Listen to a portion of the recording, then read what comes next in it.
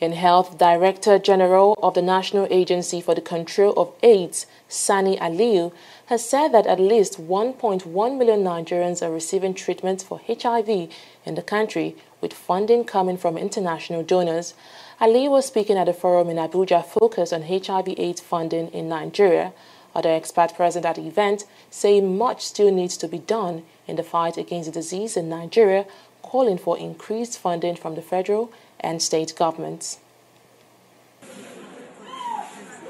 Despite the progress made across the world in the fight against HIV and AIDS, Nigeria still has among the highest prevalence rates in the world. According to the United Nations, at least 3.6 million people are living with HIV in the country, accounting for 9% of the global HIV population. Reducing such high figure is the reason for this gathering. The man who is spearheading Nigeria's fight against the disease says to achieve that goal, the government needs to commit more funds to the efforts. We now have about close to 1.1 million Nigerians on treatment for HIV. It's a huge number, no doubt. Most of these Nigerians are currently doing very well. They are able to take their medications, they are able to access their treatment. Their lifestyle has changed completely. They are able to go out and look after their families, bring bread to the table, and they are living a normal life, all thanks to the availability of treatment. But that treatment is being funded predominantly by our good friends abroad. 95% of the 1.1 million Nigerians, or close to 1.1 million Nigerians on treatment courtesy of the US government and Global Fund. 95%. That's not something that government is comfortable with, and we are committed to changing those figures.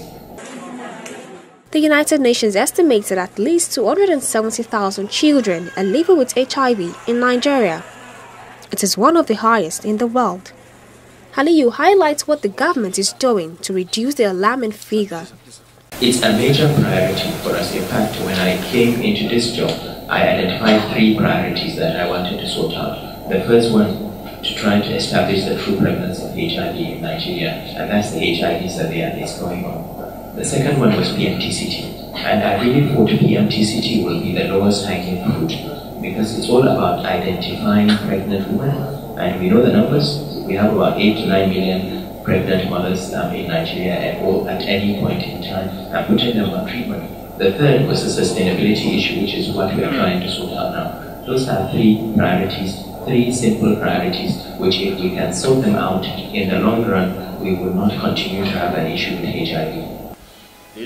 Other speakers at the gathering say reducing the HIV prevalence is not just the work of the federal government alone. They insist that state governments and other key stakeholders must also play a crucial role in helping Nigeria combat the spread of HIV. Governments at the state levels must join this effort and fund AIDS in their respective states. The same is true also for the private sector.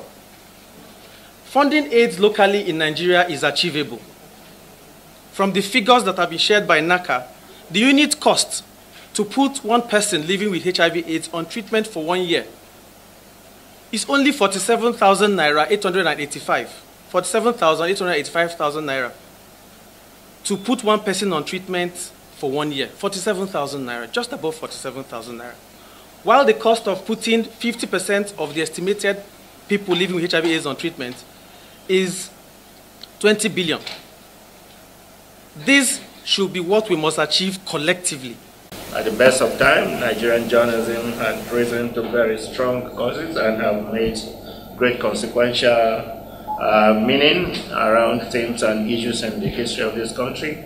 I think with regards to this challenge that this community is placing before us, I also put the appeal back to my colleague that we take this as missioners and help realize this very modest goal. I hope you will take that away and know that the media does have an extremely important role to play. If we're playing our role, if we're making government accountable, talking about HIV and AIDS, and I did loop in the civil society, if everybody is playing their role, I'm sure that we will definitely move forward.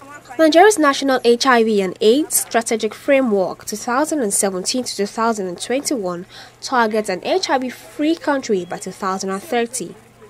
And with less than 12 years to that deadline, it is clear everyone must work together to achieve that goal.